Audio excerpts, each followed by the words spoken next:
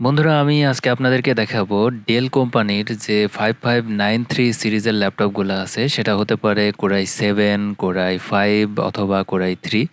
সেই ল্যাপটপগুলোর যে overheating issue হয় সেটা কিভাবে নিজেরাই সমাধান করবেন সে বিষয়টা দেখাবো। তাই বন্ধুরা, ভিডিওটি না টেনে অবশ্যই পুরোপুরি দেখার চেষ্টা করবেন।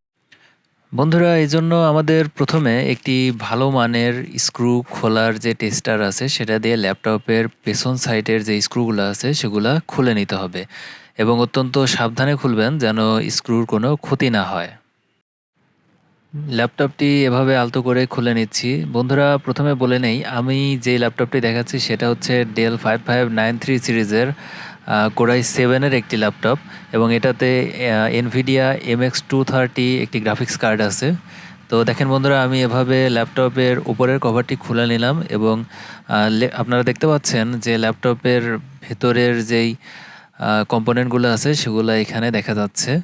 তো বন্ধুরা, এবারে যে কাজটি করতে হবে, প্রথমে আপনারা আপনাদের ল্যাপটপের যে ব্যাটারি কানেকশন আছে সেই কানেকশনটি আনপ্লাগ করবেন। ব্যাটারির কানেকশনটা খুবই সাবধানতার সাথে খুলতে হবে। আর আপনারা কেউ না বুঝলে অবশ্যই ভিডিওটা বারবার দেখবেন। দেখেন, আমি ব্যাটারি কানেকশনের দুই প্রান্তে হাত দিয়ে খুব আলতো করে চেষ্টা করতেছি। দেখেন, এটা একটু শক্ত ধরনের। আপনারা দেখেন, আস্তে আস্তে চেষ্টা করবেন। যদি না খোলে জোর করার দরকার নাই, কারণ এটা ভেঙে গেলে কিন্তু ব্যাটারি বাতিল অথবা মাদারবোর্ড বাতিল হওয়ার সম্ভাবনা আছে। তো দেখেন, দুই প্রান্ত আস্তে করে ধরে পিছনের দিকে টান দিবেন। তো দেখেন, খুলে গেছে। তো বন্ধুরা, না বুঝলে অবশ্যই ভিডিওটা বারবার দেখবেন। এবারে কুলিং ফ্যানের যেই বৈদ্যুতিক কানেক্টরটা আছে সেটা আস্তে করে খুলবেন যেন ভেঙে না যায়।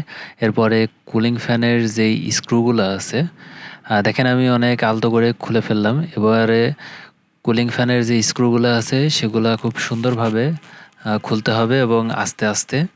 এরপরে কুলিং ফ্যানটা আলতো করে বের করা যাবে। তো বন্ধুরা, কেউ না বুঝলে অবশ্যই ভিডিওটা দেখবেন। দেখেন, আমি স্ক্রু দুইটা খুলে নিলাম। স্ক্রু দুইটা খোলার পরে পাশে একটা কেবল আছে। এই কেবলটা আস্তে করে এর যে ঘাটগুলো আছে ঘাটগুলো থেকে বের করতে হবে।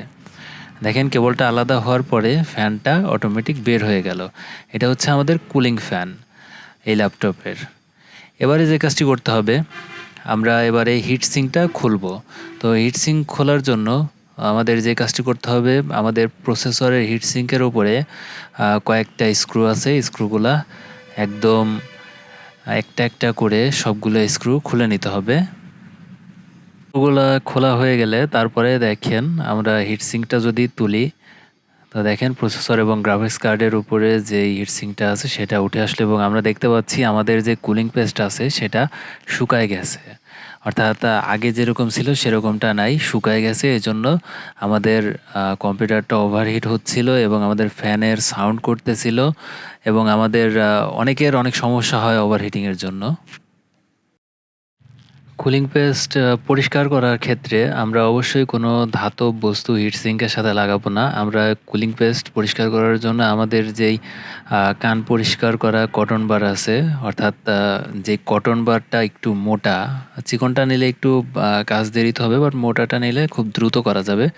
দেখেন, আমি একটু মোটা কটন বার নিয়েছি, নিয়ে আস্তে আস্তে এই হিটসিঙ্কের ওপর থেকে আমাদের যে থার্মাল পেস্ট আছে দেখেন শুকিয়ে একদম লেগে গেছে, যার কারণে আমাদের পিসিটা ওভারহিট হতো। এবং আমি এই পিসিটা দিয়ে ভিডিও এডিটিংয়ের কাজ করতাম। তো দেখতাম যে অনেক হিট হয়, আমি বুঝতাম না কেন হিট হয়। তো খোলার পরে আমি দেখতে পেলাম। তো এভাবে আমরা ওই যে প্রসেসরের যে হিটসিঙ্ক আছে সেটাও সেম প্রসেসে আমরা পরিষ্কার করে নিব। তো বন্ধুরা, দেখতে পাচ্ছেন ভিডিওতে যেভাবে করতেছি, অবশ্যই কোনো ধাতব কোনো কিছু লাগাবেন না এই পরিষ্কারের কাজে। সেমভাবে আমরা প্রসেসরের উপরে যেই কুলিং পেস্ট আছে সেটাও পরিষ্কার করে নিব কটন বার ব্যবহার করে। দেখতে পাচ্ছেন বন্ধুরা, আমি যেভাবে করতেছি ঠিক এভাবে আপনারা পরিষ্কার করে নেবেন।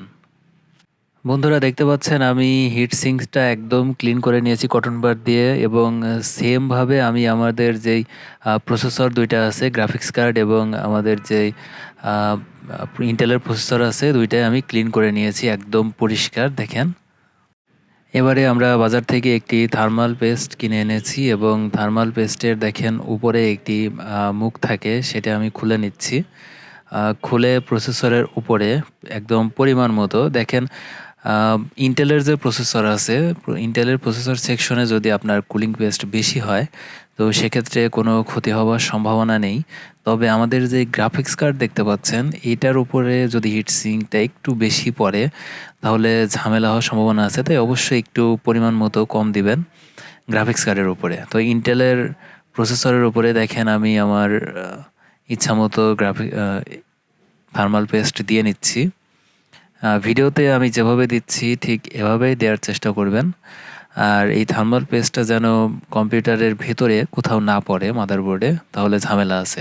তো দেখেন বন্ধুরা, এবারে আমি গ্রাফিক্স কার্ডের উপরে থার্মাল পেস্ট দিচ্ছি। গ্রাফিক্স কার্ডের এই প্রসেসরের সাইডে কয়েকটা কম্পোনেন্ট থাকে, ওগুলোতে যেন থার্মাল পেস্ট না লাগে সেদিকে খেয়াল রাখবেন। তো দেখেন বন্ধুরা, আমি দিয়ে দিলাম থার্মাল পেস্ট। আমাদের কুলিং পেস্ট দেওয়া হয়ে গেছে। যদি বেশি পড়ে থাকে আপনারা কোনো কিছু দিয়ে একটু কমায় নেবেন। এবারে দেখেন হিটসিঙ্কটা আমি বসাচ্ছি আমাদের প্রসেসর এবং গ্রাফিক্স কার্ডের উপরে। একদম সোজাসুজি অবস্থায় বসাবেন। যদি আপনি বসাতে ভয় পান বা অ্যাকুরেট হচ্ছে না, তাহলে দেখবেন ওইখানে একটা নোজ দেওয়া আছে। হ্যাঁ, সাইডে যে হিটসিঙ্কের সাইডে একটা নোজ দেওয়া আছে, আপনারা সেটা দেখলেই বুঝতে পারবেন যে কোথায় বসাবেন। তো দেখেন বন্ধুরা, আমি বসাচ্ছি আস্তে আস্তে, আপনাদের বোঝার সুবিধার্থে আমি আরেকবার দেখা নিচ্ছি। দেখেন আমার কুলিং পেস্ট দেয়া কিন্তু ওকে। তো আমি এখানে যদি একটু বেশি দেয়া থাকে তাহলে আমি একটু কমাই নিলাম গ্রাফিক্স কার্ডের উপরে। এবারে আমি বসাচ্ছি। দেখেন বন্ধুরা, খুব আস্তে এই কাজটা সাবধানে করবেন যেন কুলিং পেস্ট চারিদিকে ছত্রায় না যায়। দেখেন আলতো করে আমি হিটসিঙ্কটা প্রসেসরের উপরে বসিয়ে দিলাম। দেখেন বসিয়ে দেওয়ার পরে আমাদের যে স্ক্রুগুলো আছে সেই স্ক্রুগুলা লাগানো শুরু করব। অবশ্যই ইন্টেলের প্রসেসর যেই সাইডে আছে, অর্থাৎ মূল প্রসেসর যেই সাইডে আছে ওই সাইড থেকে আগে আমরা স্ক্রুগুলো লাগানো শুরু করব, তাহলে আস্তে আস্তে এঁটে যাবে। তো যখন আটকায় যাবে তখন আর সমস্যা নাই। এবারে আমাদের যে কুলিং ফ্যানটা আছে সেই কুলিং ফ্যানটা আমরা এখানে বসিয়ে দেব। দেখেন আমি যেভাবে বসাচ্ছি ঠিক এভাবে বসাবেন এবং এখানে কয়েকটা ঘাট দেওয়া আছে, ঘাটগুলো দেখে বসাবেন, তাহলে অটোমেটিক কুলিং ফ্যানটা বসে যাবে। তো দেখতে পাচ্ছেন আমি কিভাবে কেবলটা আবার আগের মতো যেখানে যেখানে ছিল ঠিক সেভাবে দিলাম এবং ঘাটে বসিয়ে দিতেই দেখেন কুলিং ফ্যানটা অটোমেটিক সেট হয়ে গেল। এবারে কুলিং ফ্যানের যে কানেক্টর আছে সেটা মাদারবোর্ডের কানেক্টর লাইনে আমি লাগিয়ে দিচ্ছি। দেখেন পাওয়ার কানেকশন দিয়ে দিলাম কুলিং ফ্যানে। তো বন্ধুরা, এবারে আমরা আমাদের মোটামুটি কাজ শেষ। তো আমরা এবার কুলিং ফ্যানের যে স্ক্রুগুলো আছে সেগুলো লাগিয়ে দিচ্ছি। এবারে আমি ল্যাপটপের ব্যাক কভারটা লাগিয়ে দিচ্ছি এবং যে স্ক্রুগুলো আছে সেগুলা লাগিয়ে ল্যাপটপটা চালু করব। তো আমাদের কাজ শেষ বন্ধুরা, এবারে আমরা আমাদের ল্যাপটপটি ওপেন করে দেখব। তো আশা করি যাদের এই সকল ওভারহিটিং সমস্যা আছে, আমার মনে হয় এই প্রসেসটা করার পরে তাদের আর সমস্যা থাকবে না, অর্থাৎ ওভারহিটিং ইস্যুটা থাকবে না। তো দেখেন বন্ধুরা, আমি ল্যাপটপটা অন করতেছি।